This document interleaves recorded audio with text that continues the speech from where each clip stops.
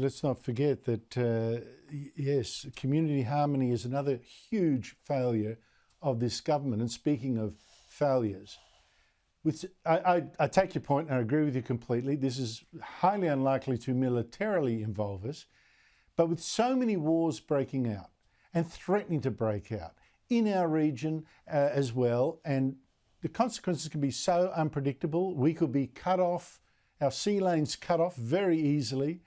How pathetic was this past election we've just had when it had so little debate on defence, although at least the coalition did offer $21 billion more. Well, Andrew, you are spot on. The election campaign we all just endured was a depressing race to the bottom in policy terms from both Labor and the coalition. That's why the informal vote was so high this time. These were unpalatable candidates and parties.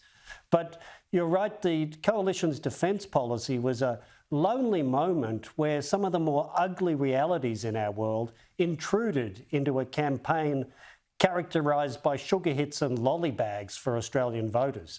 So we're not doing enough to secure Australia. It's going to take more money, but that's not a priority for the government.